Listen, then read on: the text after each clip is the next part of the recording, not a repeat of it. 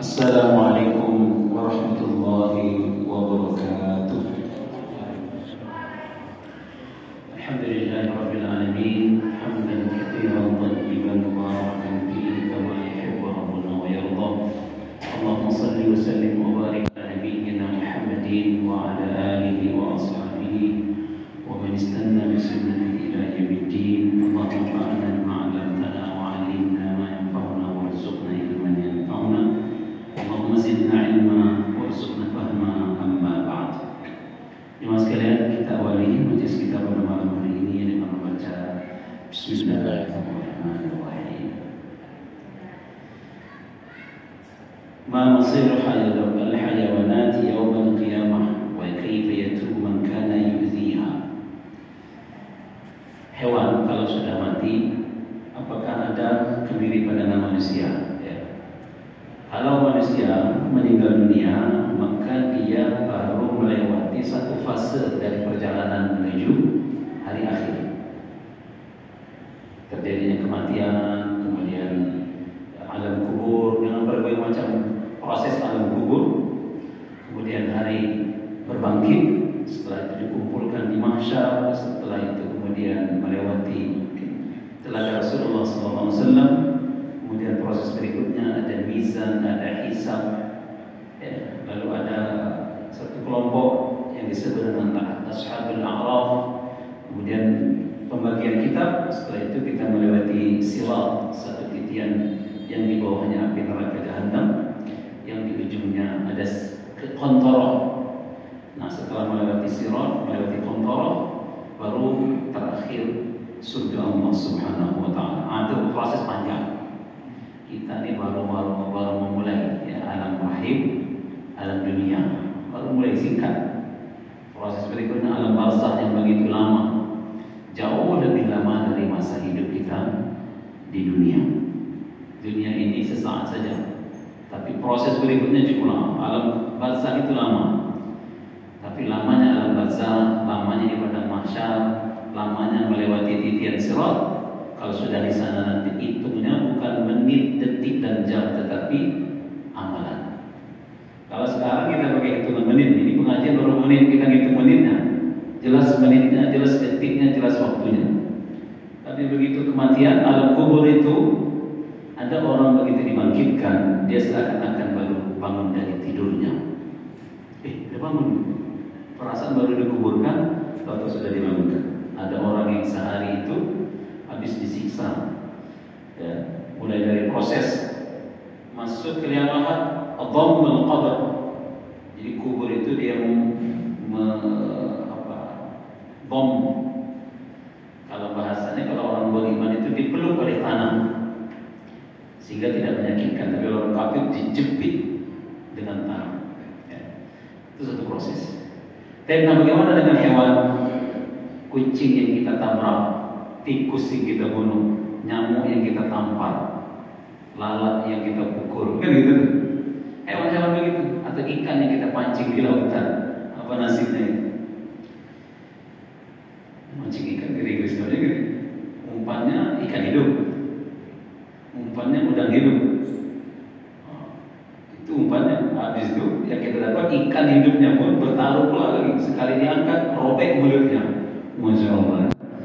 Ada kawan itu yang tak mau makan ikan karena dia kebayang begitu zalimnya kita kepada ikan, kata dia. Jadi tak tega makan ikan.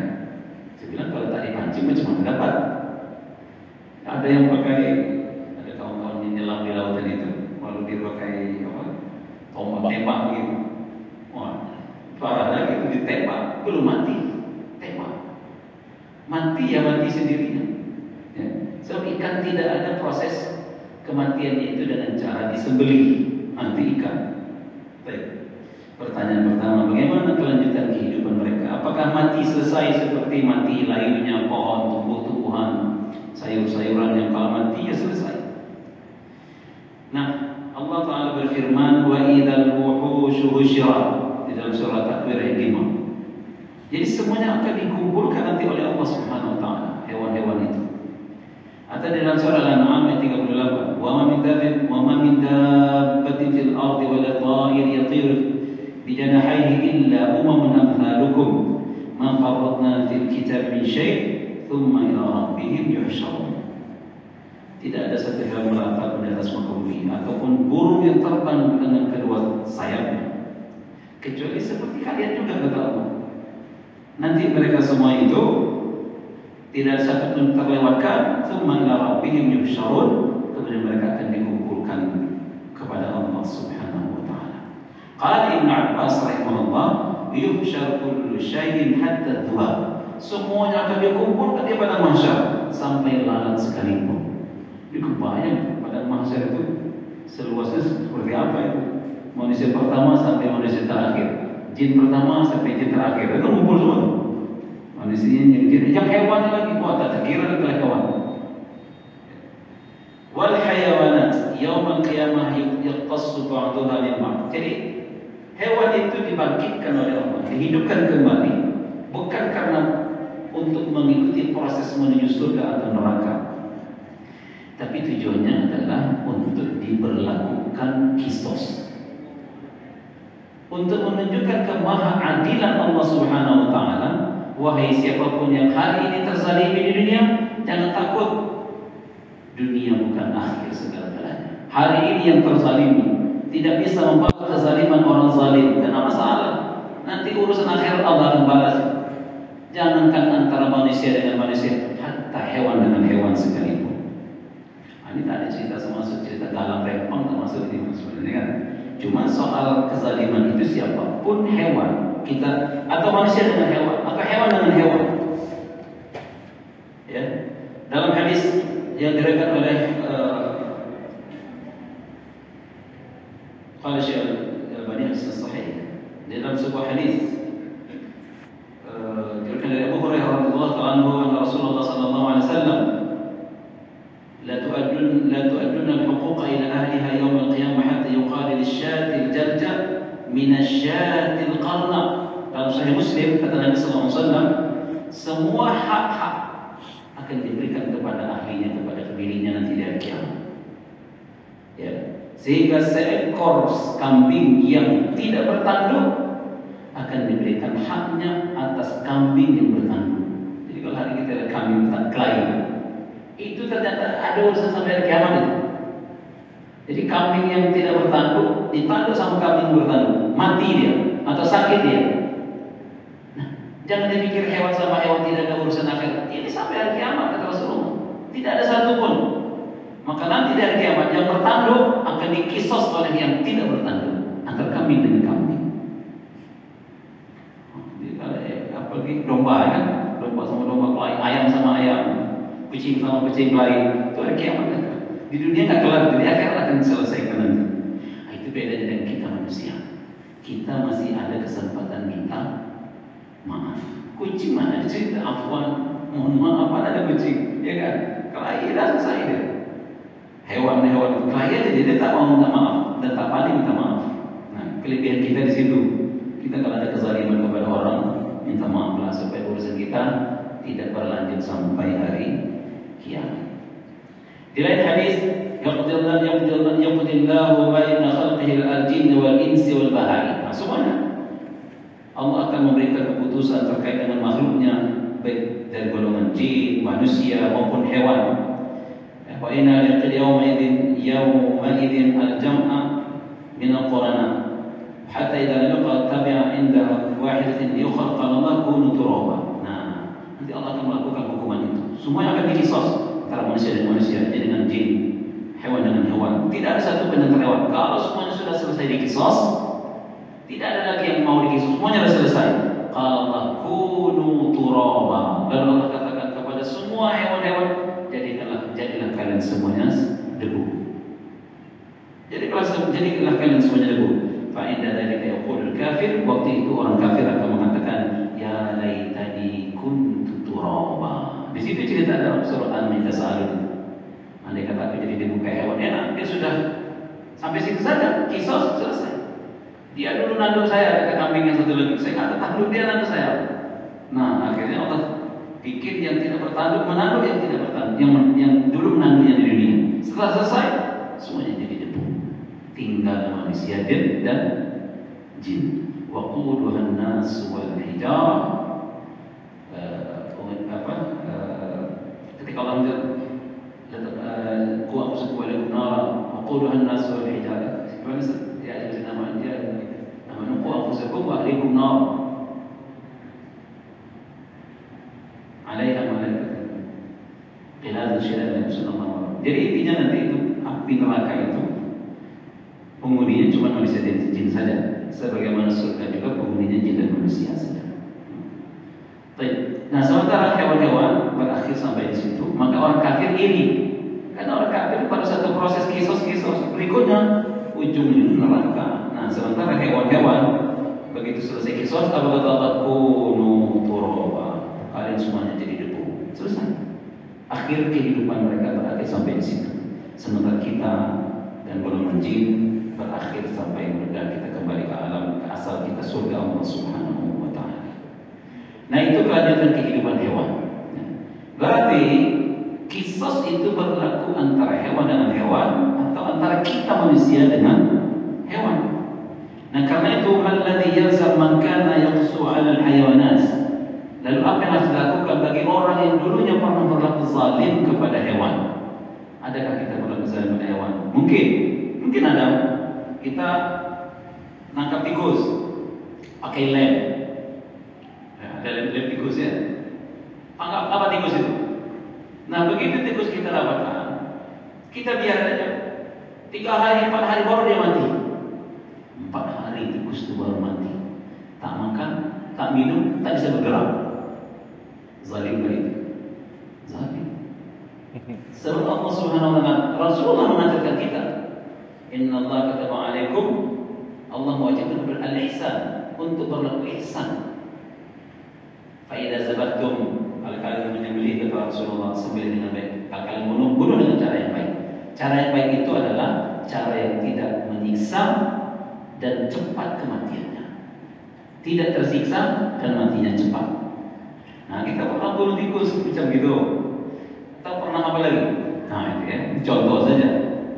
Jadi bagi kita yang dulu pernah melakukan begini, bagaimana yang harus kita lakukan?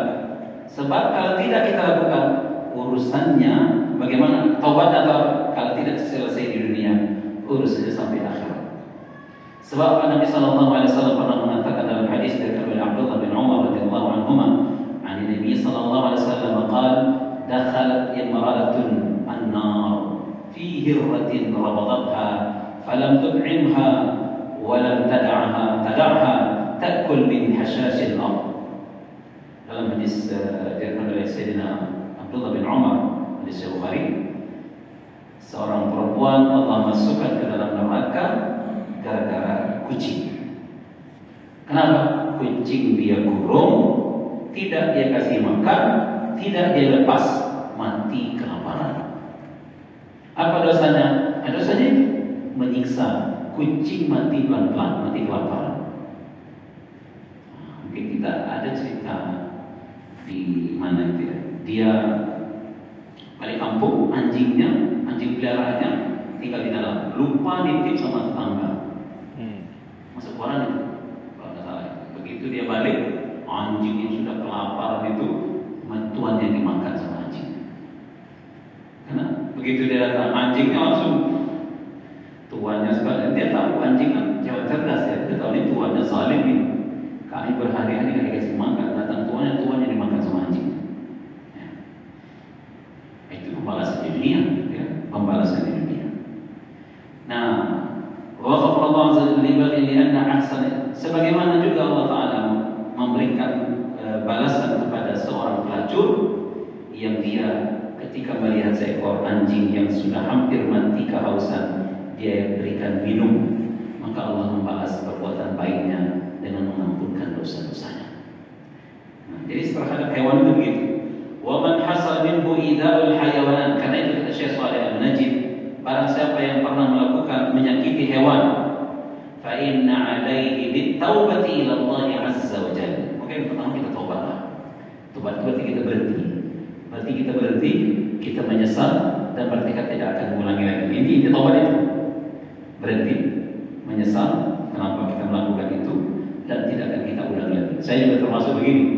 Dulu saya masih kecil, nyamuk itu sekali tembok udah besar, gemuk dia, bisa darah kita, kan geram tuh. mukul sekali gini rasanya kurang puas. Saya pretelin, ambil sayapnya, ambil kakinya, baru dia lihat dia, rasa itu bilang kan, puas rasanya. Itu zalim, harus taubat itu. Iya betul, dia menghisap darah kita, dia salah, dipukul selesai. Kalau mau bunuh dengan baik kata Rasulullah. Jangan dicepot, tapi puas. Rasa ini habis darah saya tapi itu dulu taubat. Itu yang pertama. Jadi فإن عليه بالتوبة إلى الله عز وجل من ذلك لأنه رب الحيوانات. Nah, kenapa bertobatnya kepada Allah? Nggak minta maksa kita kayak tikus tadi atau kayak nyamuk tadi. Macam mana kita minta maaf?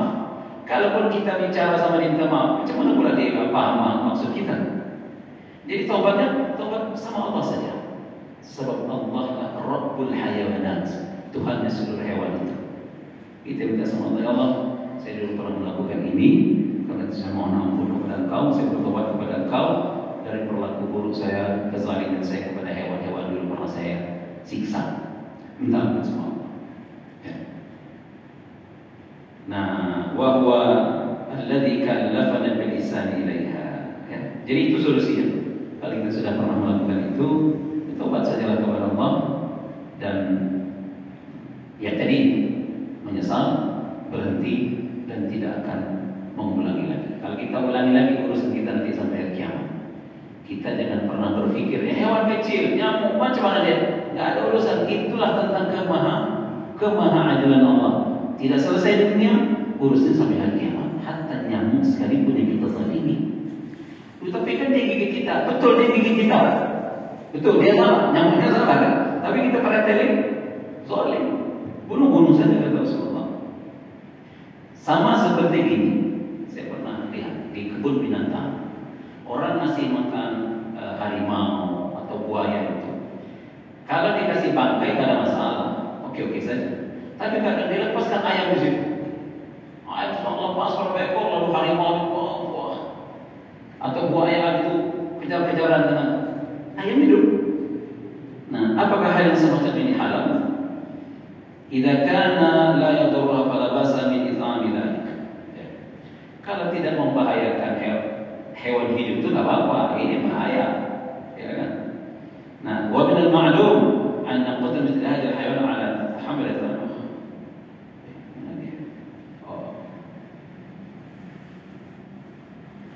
hukumnya haram.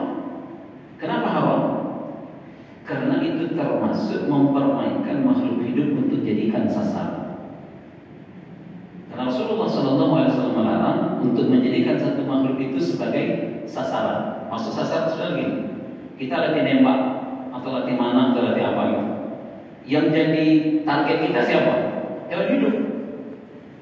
Kena dia. Nah, itu zalim. Sebab hewan hidup yang kita jadikan sasaran. Nah, kalau itu yang kita lakukan, maka kita sudah melakukan dosa. Nah, sama halnya ini hewan buas, kita lemparkan ayam hidup-hidup, lalu ayam itu terpekik apa gitu lari sana sini dikejar sama harimau. Satu dapat ekornya, satu dapat kakinya, dicabik-cabik begitu, mati pelan-pelan. Nah, ini dosa. Ya, hukumnya haram. Contoh. Untuk membunuh hewan itu apa batasan perilaku hewan itu yang kita boleh bunuh? Misalnya kayak semut kan mungkin tidak boleh dibunuh tapi karena dia sudah koloni di dalam bambu untuk makan. Rata-rata ulama, ada 4 jenis hewan yang disebutkan Nabi Sallallahu Alaihi Wasallam haram dibunuh: semut, lebah, burung hudhud, dan burung surau. Kalau semut kita tahu, lebah kita tahu, hudhud itu mirip dengan burung pelatuk, cuma lebih cantik dia. Warna-warnanya bisa. Kalau pelatuk itu kan hitam putih dia warnanya. Tapi apa namanya? Paru apa namanya? Paru. Itu sama, mirip. Ya, mirip dengan burung pelatuk lah. Cuma lebih cantik warnanya hijau, ada merah-merahnya. Itu burung hudhud. Sebelum pernah jumpa di Indonesia ya, tapi kalau di YouTube banyak itu. Nah, burung terakhir burung surau burung biasa, tapi ini paruhnya lebih besar. Ya. wallahu alam di Indonesia apa namanya. Saya juga cari-cari, susah juga mencocokkan apa nama burung surau. Jelas 4 hal ini diharamkan untuk dibunuh. Nah, bagaimana dengan semut? Apa hukum membunuh semut? Membunuh semut itu para ulama tetap pada prinsip dasarnya hukumnya haram, kecuali kalau dia mengganggu. Nah, masalahnya kapan dia ganggu? Kan nunggu waktu. Kalau nggak ganggu, rata-rata ulama mengatakan haram dibunuh dengan semprotan, bahkan cuma sekedar ngasih air saja tak boleh. Begitu. Kalau itu menyebabkan kematian. Sebab Rasulullah menyebut ada 4 hewan yang haram dilarang dibunuh. Nah, ini masalahnya dilarang ini. Jadi kita nggak bisa sembarangan main bunuh-bunuh saja. Ya. Jadi hewan itu ada yang diharamkan dibunuh, dilarang dibunuh, ada yang diperintahkan untuk dibunuh, ada yang tidak dijelaskan. Nah, itu bebas. Ya, kalau dia berbahaya silakan bunuh.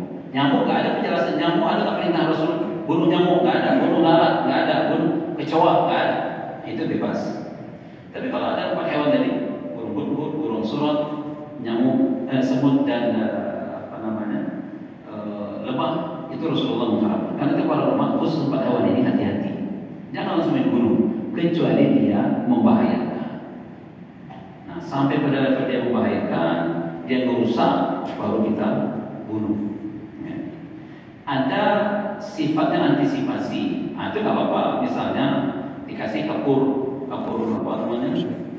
Ada kapur berkapur gitu ya. Nggak apa-apa. Bukan kita meracuni dia, begitu ada kapur misalnya di meja, kaki meja, sehingga dia naik ke atas meja makan.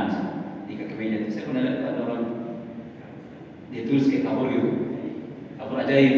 Nah, masih ajaib kan kapur di sekarang. Kenapa? Nah, kan salah dia itu. Itu salah dia kalau sudah gitu kan. Nah, gitu. Bagaimana kalau kita mengatakan pemanggilan ibu orang sama orang?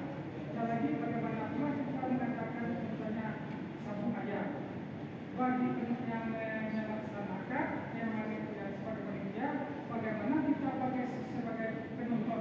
Iya. Kalau sabung ayam jelas, ya. Sabung ayam jelas yang nyambung kapan dosa. Lalu bagaimana penonton? Penonton itu ada 2. Apakah dia ridho atau tidak ridho yang menyaksikan itu? Kalau dia ridho, masuk saja karena ridho dengan kemungkaran. Tapi kalau tidak ridho, minimal dia marah atau dia pulang atau ditegur. Itu kalau tidak ridho. Ya. Kalau posisinya tidak bisa bergerak sama sekali, minimal dia marah dalam hati, dan itu sudah melemah iman. Kalau orang disabung, sebenarnya kan tujuannya sebenarnya itu semua cabang olahraga kan, cabang olahraga tinju, cabang olahraga. Ada yang lebih parah lagi olahraga yang apa namanya? Yang MMA. Champion apa namanya? Itu bahaya. Dulu Nabi olahraga juga apa olahraga Nabi? Olahraganya gulat. Gulat itu dia tidak mematahkan, dia cuma adu kuat, nanti siapa yang bisa jatuhkan, saya. Kalau sekarang bukan gitu. Contoh misalnya Nabi Sallallahu Alaihi Wasallam mengharamkan memukul muka. Itu diharamkan oleh Nabi. Tidak boleh pukul muka. Tinju memang casar muka. Nah, yang kedua, jangan menyakiti orang lain. Ini olahraganya ini kalau bisa pingsan dia sekali pukul. Maka kata Taufik Ismail, ini olahraga kanibal. Cuma karena ketingginya muslim, kita dukung pulang, ini muslim gitu. Kita dukung pulang. Siapa dulu yang terkenal itu dari Ukraina, bukan dari mana? Norman Habib ya. Wah, itu masalah sebenarnya. Mungkin dia tobat karena itu juga dia tak sadar juga ini tak betul olahraga ini gitu. Cuma kita puas juga lihat orang kafir begitu dia sombong-sombong gitu di pantai sama orang Islam. Tapi itu olahraga kanibal. Sunnah dari Nabi tak begitu. Nah, balik ke kita lagi ini. Kalau kita menikmati olahraga yang itu secara manfaat memang tidak ada. Beda kalau seni bela diri. Nama juga seni bela diri.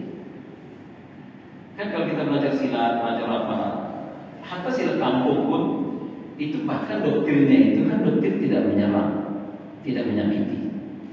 Saya ingat itu pesan saya sabar sambil ngatur jarak gitu kan, supaya jarak pukulan dia dan ketika anda kata pukulan kan ada silat-silat kayak silat pukulan sendek. Saya pernah belajar di kampung, lupa sekarang. Itu nyamperin orang itu sambil ngatur jarak supaya jarak pukul kita dan dia itu sudah terukur. silat itu bagus, dia tidak mengajarkan untuk menyerang pada dasarnya, tapi bertahan dan mengajarkan orang untuk bersabar, tidak tergesa-gesa. Nah, minimal kalau belajar silat, dia kalau diancam orang dia langsung mentalnya nggak jatuh. Makanya masih kayak orang ini lah, tenggelam jatuh di laut, kalau dia punya dasar-dasar berenang, dia nggak panik. Ya. Jadi kalau kita punya dasar bela diri, dihancam sama orang, kita pun nggak langsung takut nih.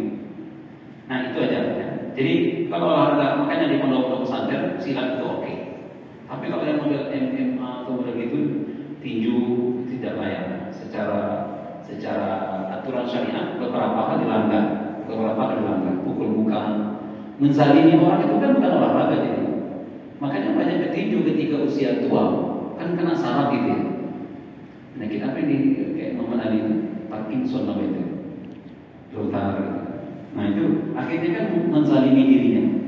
Sebaiknya seorang Muslim sebaiknya dan seharusnya tidak ikut terlibat pada dunia kanibal gitu. Allah.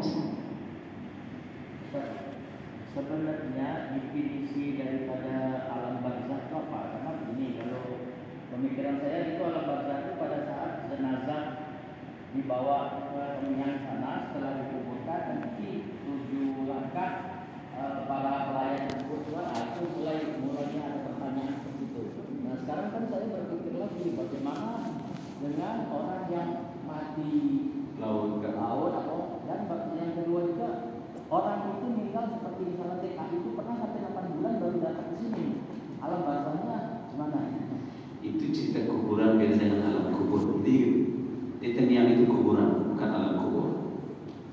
Dan 7 langkah terakhir itu bukan menjadi syarat pertanyaan malaikat. Itu cuma menjelaskan durasi saja, segitu cepat prosesnya. Jadi begitu mengantarkan pulang, 7 langkah yang terakhir itu sudah mulai proses pertanyaan kubur dan sebagainya. Nah, tapi itu bukan menjadi syarat. Sehingga ada guyonan, Gus Dur itu sampai sekarang belum ditanya Munkar dan Nakir gitu. Kenapa? Belum ada yang pulang-pulang gitu.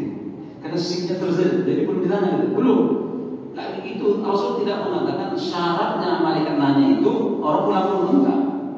Itu bukan menjadi syarat. Itu penjelasan tentang proses lah. Jadi begitu baru saja orang pulang itu 7 langkah, proses sudah mulai.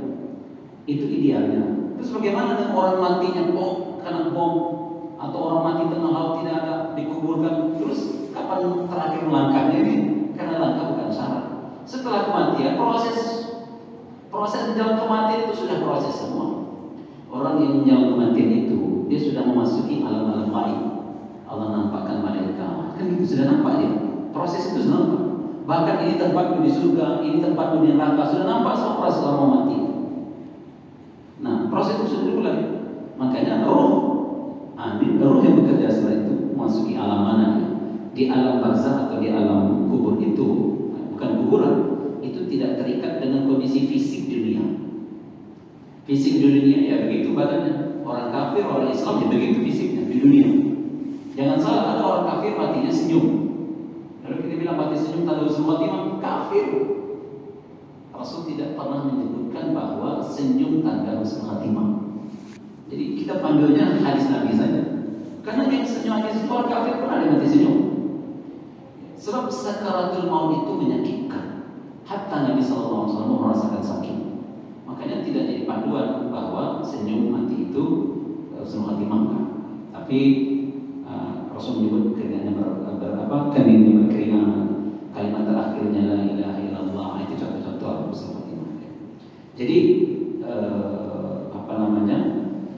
langkah terakhir menjadi syarat, dan semua kita proses itu mau mati seperti apapun kondisinya otomatis masuk alam barzakh atau alam kubur, walaupun dia tidak dikuburkan sama sekali. Ini orang kalau sudah habis berkeping-keping mau dikuburkan mana lagi? Tak ada lagi jasad. Atau orang yang kayak kasus pesawat lain yang meledak dulu masuk ke laut, sudah habis, tak ada lagi. Mungkin dimakan ikan dan sebagainya. Terus ya alam barzakh jalan tanpa ada syarat dia harus dikuburkan dan sebagainya. Gitu ya. Jadi alam barzakh itu secara makna, alam barzakh itu kan batas antara alam dunia dan alam hari akhir. Nah, sebelum kita menuju hari berbangkit, prosesnya disimpan dulu di alam barzah. Wallahu a'lam.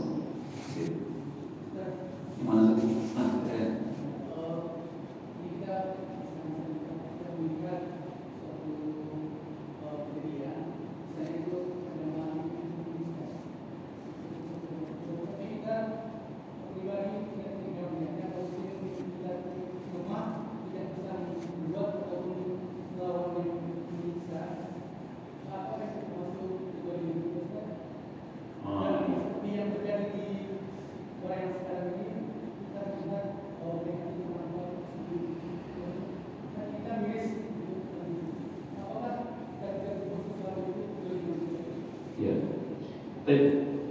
Nabi SAW memberikan panduan sederhana, man ra'a minkum munkaran falyughayyirhu biyadihi fa in lam tastati' fa bilisanihi wa la yastati' biqalbihi wa dzalika dha'ful iman.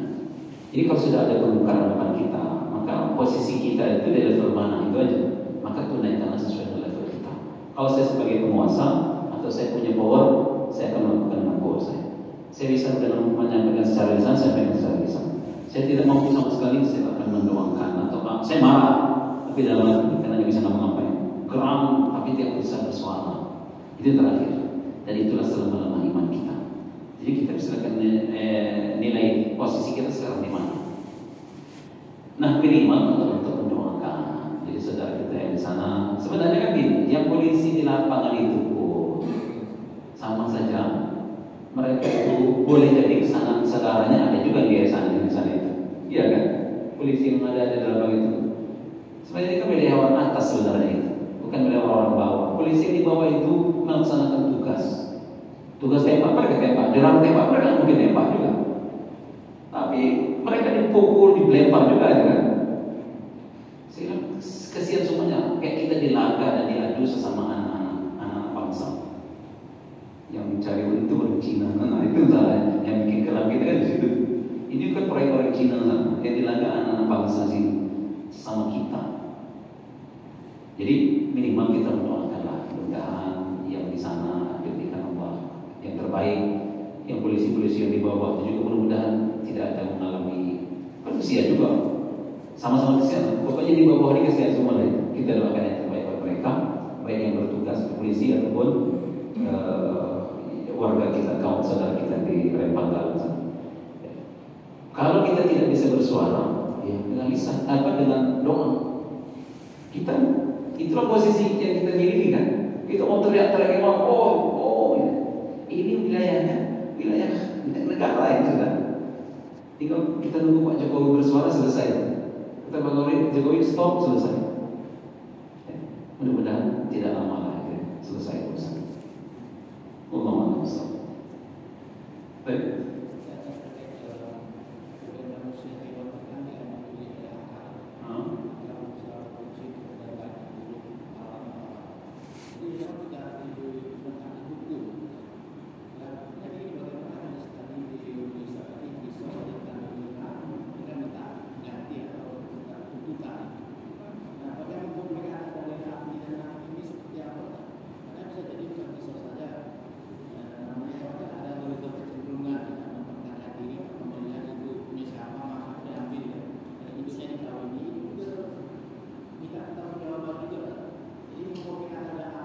Iya, ada sesuatu yang secara hewan pun sama. Makanya coba lihat.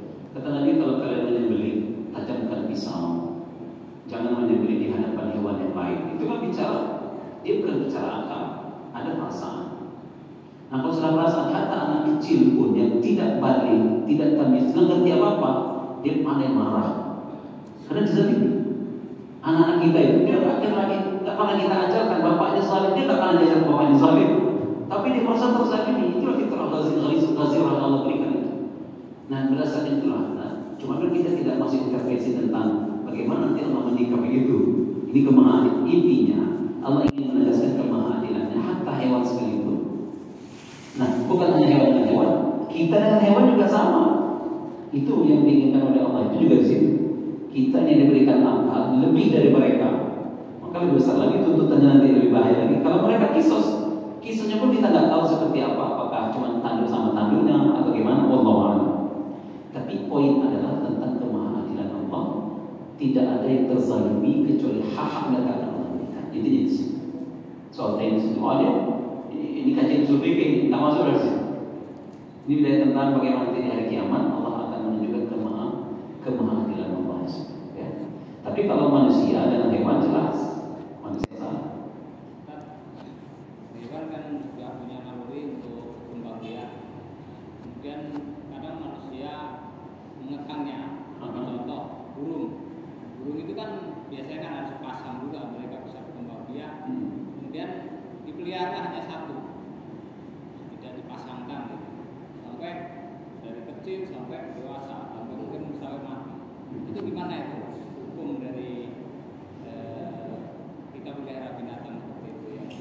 Secara fikih memang ada bahasan tentang apa hukum memelihara burung. Karena dalam hadisnya jelas, ketika adiknya Anas bin Malik bernama Abu Umair.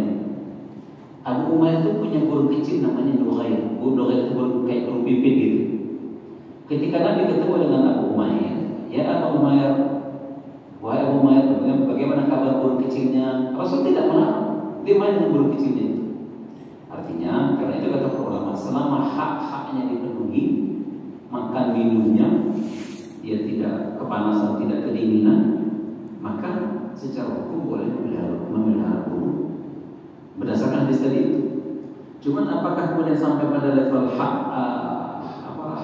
dia pada hal yang naluri yang itu, dia butuh hidup berpasang-pasangan, maka rata-rata para ulama memang menganjurkan kalau kita ingin pelihara hewan, apapun hewannya, ikan, burung, maka upayakan ada pasangannya. Nah, karena itu artinya kan hak-hak dia kan, selama hak-hak dia terpenuhi nggak apa-apa, nggak mesti dilepaskan. Mungkin di dalam sangkar kan, sebagaimana ikan kalau kita kurung, ikan itu kan bukan dalam satu akuarium kecil, sama juga itu, mau burung mau ikan sama, alam mereka itu alam lepas. Tahu-tahu tiba-tiba dalam satu yang kecil saja. Nah, sarang sangkarnya juga sangkar kecil. Apa hukumnya selagi haknya terpenuhi? Tidak ada masalah. Berdasarkan hadis tadi, Rasulullah tidak menganjurkan Abu Umair untuk melepaskan burungnya. Kalau sekiranya terlarang memelihara burung, otomatis Rasulullah Abu Umair lepaskan burung itu, kesian dia, kan itu harusnya. Tapi Rasulullah bagaimana kabar burungnya? Burung ya Abu Umair mabadun dan Nughair. Itu Allah alam. Tapi boleh jadi di antara hak-haknya itu kita masukkan juga makanannya, minumannya, tempatnya, termasuk hak biologisnya. Boleh jadi itu. Allah alam. Nah, silakan.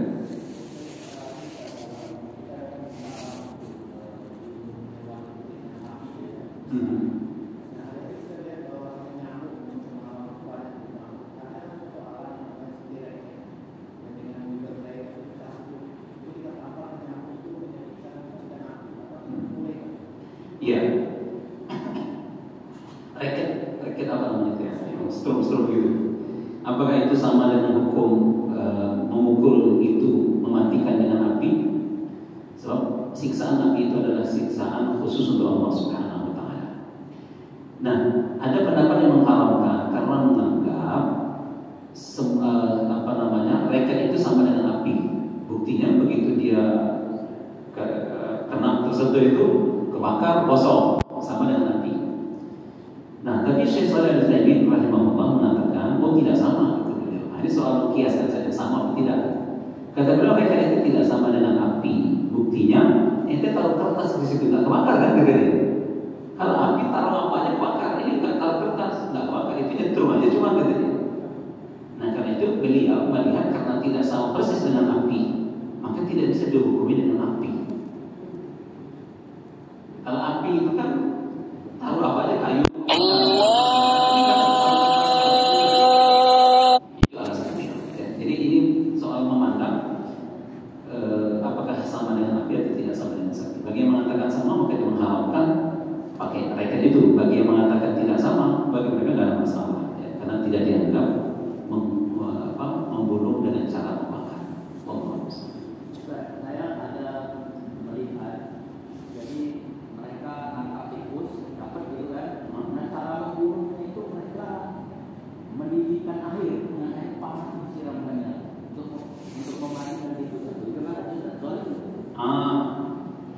kondisinya. Kalau perangkapnya langsung ada ini langsung berdarah mati, itu jelas mati langsung. Tapi ada orang coba perangkap aja, dia tikus masuk dalam perangkap.